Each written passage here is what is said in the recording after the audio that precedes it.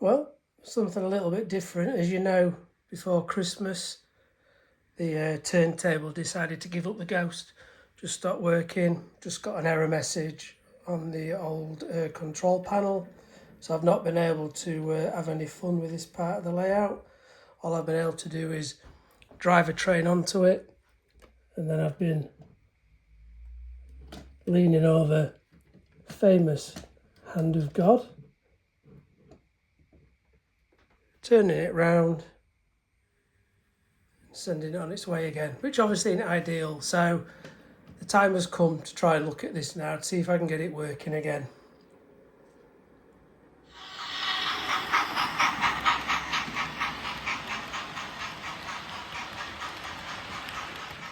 Well, I wonder if this box could be the answer to my turntable woes. So inside here is a replacement one of these. Clearly plenty of packaging, so I suppose there's no time like the present to have a look. See if I can swap it over and see if we can get the turntable up and running again. Well, there you go.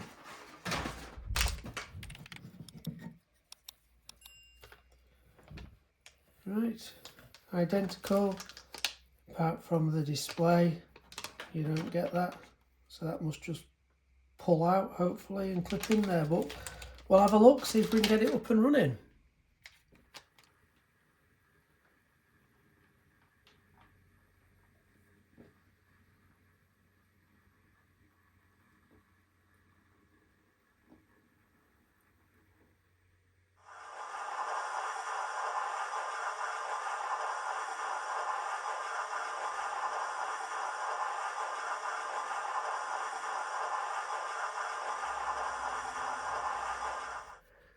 Come direct from Gauge Master, this, who are the UK suppliers for Helgen. I'm a bit dubious about the packaging because it's come like that. It's obviously been split and then just a bit of tape put around it, so I hope it's intact and there's no issues with it, but I guess there's only one way to find out. But that's not great. We'll see.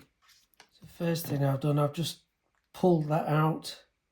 It's a bit like a DC decoder, isn't it? You pull it out and hopefully I can get it slotted into this new one without bending anything. I think I'll go away, play with that and come back. So I've got that pushed in. I just need to swap these little wires over. The more I'm looking at it, the more I'm convinced it's been used. These two screws are up, they're down tight, but you can see where the plastic's been caught with a screwdriver at some point. Whether that's been done if they've tested it or it generally has been used by somebody, which is very disappointing if that's the case. If it shows there, but you can see that's been twisted with a big screwdriver in there. The screws are marked as well. Right, put the board in. I haven't put the cover on yet. Thought we'll test it. So the $1 million question, well, the £60 plus free postage question. Is this going to work? I generally haven't tried it yet, so I just thought I'd get it wired in now and we'll see if we have any luck.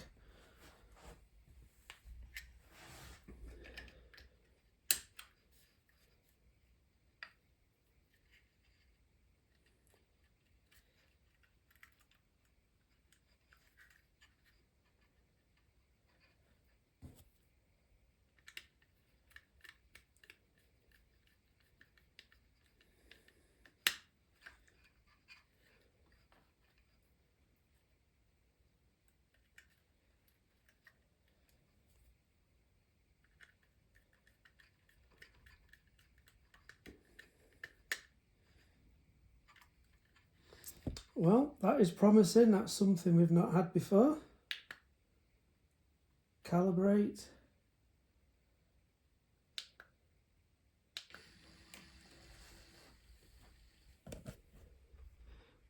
do that again.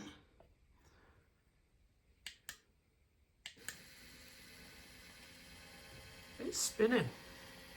Blow me. So I'll just spend a bit of time testing this now, making sure it does spin, making sure it allows me to program it, but on first glance we have success. So with the back on, a bit of work to do now. As I say, refresh myself on how to program the tracks again. This little homemade cradle I made for it took a bit of a battering, so I need to look at that.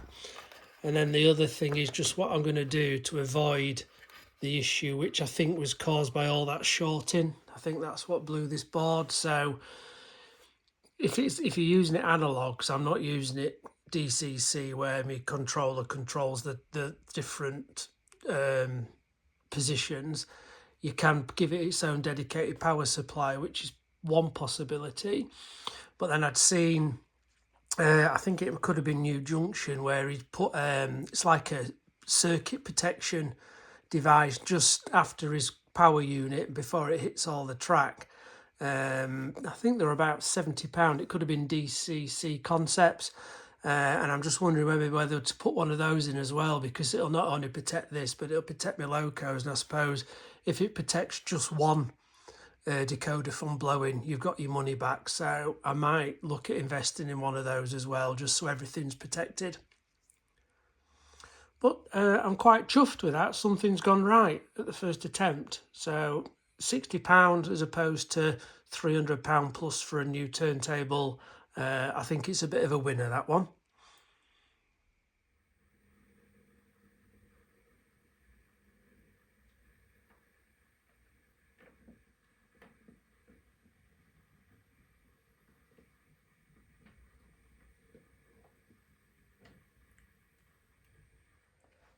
So with the turntable working, I've dug out all the instructions again just to refresh myself on how to program the tracks.